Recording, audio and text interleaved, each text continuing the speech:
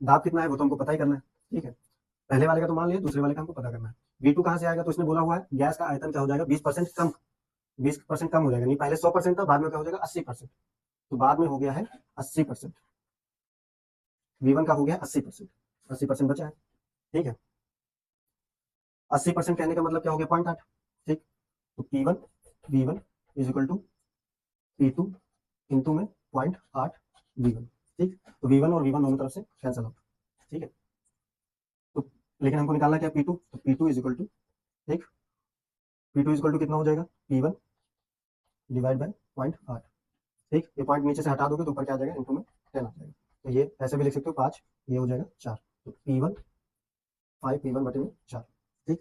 तो ये आ गया, ये क्या आ गया, ये आ गया हमारा दाब, कि दाब हमने कितना लगाया होगा, तब जाके हमारा आयतन क्या हो गया 20% कम हो गया।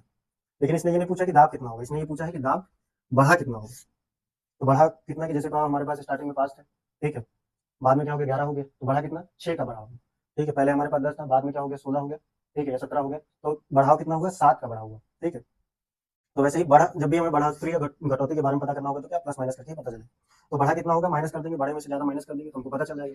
तो यहाँ देखो P2 में से अगर P1 हमको पता पता चल जाए तो बड़ी हुई वैल्यू हमको पता चल जाएगी। P2 की वैल्यू कितनी है 5/4 P1 माइनस P1, ठीक है। इसके सॉल्व करोगे तो कितना आ जाएगा 4P यहाँ पे आ जाएगा, तो वो आ जाएगा P1, चलो पूरा सॉल्व करो 4P1 डिवाइड बाय 5, ठीक। तो ये कितना हो जाएगा P1 डिवाइड बाय 5। तो ये फ्रिक्शनल वैल्यूज है, ठीक है, फ्रिक्शन में, लेकिन आंसर हमारा किसमें परसेंट में। तो परसेंट में बदलने के लिए क्या करेंगे 100 से मल्टीप्लाई करा देंगे, P1 डिवाइड बाय 5 इंटू में 100, तो ये हो जाएगा 5×10, गलत किया गया।